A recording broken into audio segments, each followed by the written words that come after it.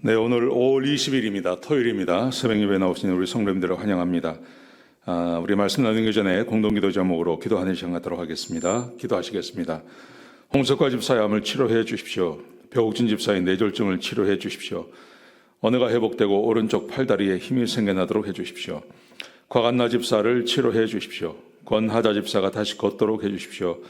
이승학 성도의 뇌종양 치료가 잘 되게 해 주십시오. 권현민 형제를 치료해 주십시오. 김에브라임 형제가 신장 이식을 속히 받도록 해 주십시오. 김시희 집사가 걷도록 해 주십시오. 김수진 집사가 재발하지 않고 치유되게 해 주십시오. 황순희 집사가 걷도록 해 주십시오. 예수님의 이름으로 기도합니다. 아멘. 네, 오늘 본문의 말씀은 사무엘하 19장 31절에서 43절까지 말씀입니다. 하나님의 은혜를 잊지 말자, 은혜를 잊지 말자 하는 주제입니다. 사람은 살아가면서 때때로 은혜를 베풀기도 하고 또 은혜를 받기도 합니다. 그런데 내가 베푼 은혜는 우린 잘 잊어버리지 않습니다. 그래서 우리의 마음이 섭섭한 것은 내가 베푼 그 은혜를 상대방이 잊어버렸을 때 우린 굉장히 섭섭하죠. 그런가 하면 내가 받은 은혜는 종종 잊어버리기도 합니다.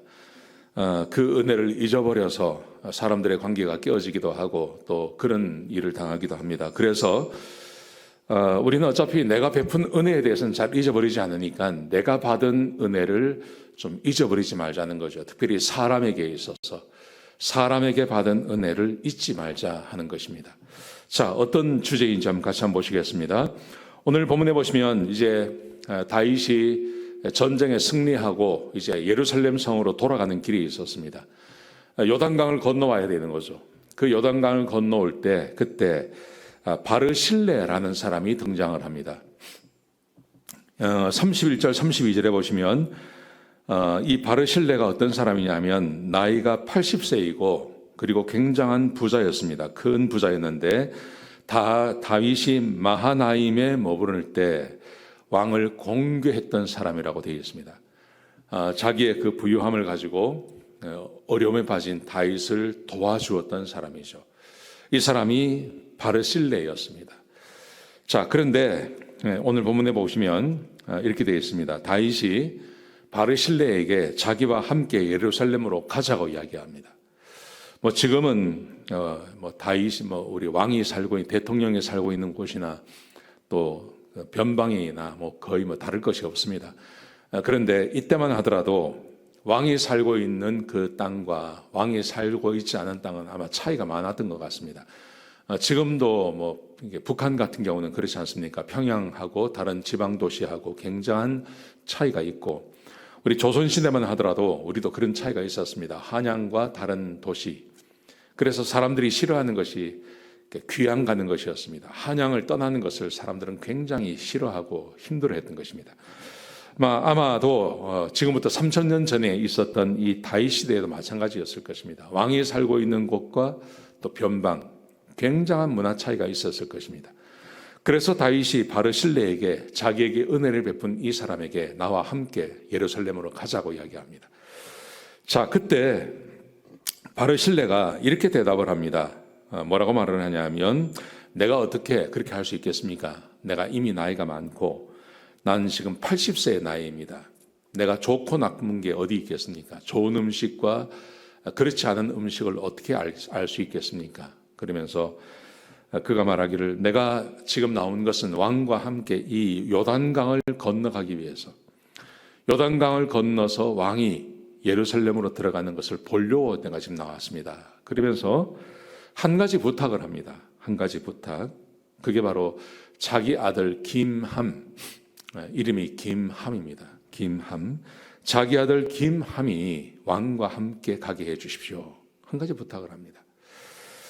아마도 이 김함이 누구냐 하면 사무엘 11개상 2장에 보면 다윗이 죽을 때 자기 아기 아들 솔로몬에게 바르실레의 아들을 부탁한다는 말을 합니다.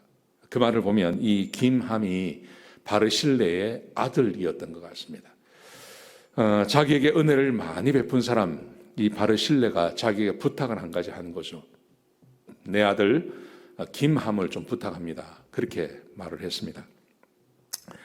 자, 그러자 38절에 보시면 다윗이 이 말을 받아들입니다. 그래서 김함이 나와 함께 건너갈 것이고 내가 그에게 은혜를 베풀겠다, 그렇게 약속을 합니다. 자, 이제 오늘 이 이야기만 보면 뭐 충분히 그럴 수 있는 거죠. 근데 이제 우리가 눈여겨봐야 할 것은 뭐냐 하면 진짜 다윗이 이 약속을 지켰냐 하는 것입니다. 다윗이 이 약속을 지켰을까 하는 거죠. 우리는 두 곳에서 다윗이 이 약속을 지켰다는 것을 볼 수 있습니다.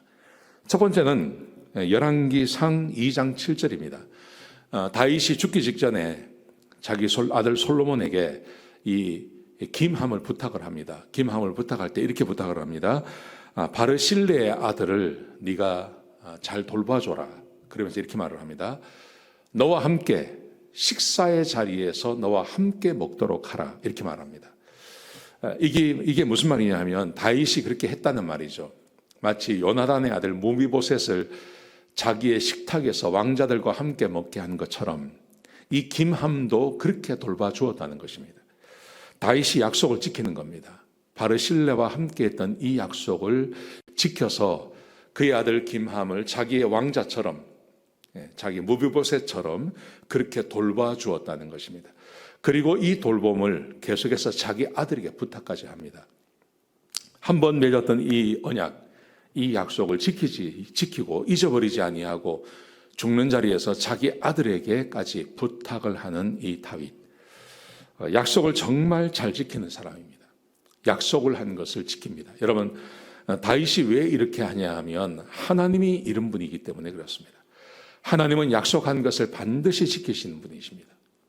그런 것처럼 하나님의 사람 이 다윗도 그 약속을 지키는 것이죠. 자, 두 번째가 어디 나오냐면 예레미야 41장에 보시면 게롯 김함이라고 하는 그 지명이 하나 나옵니다. 이 게롯 김함이 어떤 곳이냐 하면 김함의 숙소라는 뜻입니다. 김함의 숙소, 게롯 김함, 김함의 숙소라는 말인데요. 이것은 김함이 오래도록 이곳에 살았다는 것을 우리에게 보여주는 것입니다. 하나님께서 함께 하시는 사람, 그 사람은 약속을 지키는 사람입니다. 약속을 지키는 사람. 하나님이 함께 하지 아니하시면 약속을 지키지 않습니다. 사울이 그랬습니다. 사울의 인생 가운데 다윗과 했던 약속이 참 많았습니다. 그런데 자기의 유불리에 따라서 그 약속을 언제든지 깰 수 있는 사람이 바로 사울이었습니다. 그런데 다윗은 그렇지 않습니다. 다윗은 은혜를 잊어버리지 않습니다. 은혜를 잊어버리지 아니하고 자기가 받은 은혜를 끝까지 생각하며 그 은혜를 생각해서 약속과 언약을 지키는 사람이 다윗이었다는 것이죠. 오늘 본문이 우리에게 주고 있는 교훈, 그것은 우리는 하나님의 백성들이고 우리가 맺은 언약은 반드시 지켜야 한다는 것입니다. 오늘 하루를 살아가시면서 혹 은혜를 잊어버리지 않았나, 내가 받은 은혜를 잊어버린 게 없는가 한번 돌아보시고 내가 맺었던 약속을 잊어버린 게 없는지 한번 돌아보시는 오늘 하루가 되었으면 좋겠습니다. 우리 하나님께서는 약속을 지키시며 언약을 맺으시는 분이기 때문에 그렇습니다. 오늘 그렇게 하루를 살아가시는 저와 여러분 되시길 주의 이름으로 축복합니다. 기도하시겠습니다. 아버지 하나님, 귀한 말씀 주셔서 감사합니다. 약속과 언약을 지키는 주의 백성들이 되게 하여 주옵소서. 다윗이 끝까지 언약을 지키는 것을 봅니다. 하나님, 우리도 하나님의 백성입니다. 하나님처럼 약속을 지킬 줄 아는, 은혜를 기억할 줄 아는 사람들이 될 수 있도록 축복하여 주옵소서. 주님 감사합니다. 예수님의 귀하신 이름으로 기도드렸습니다. 아멘.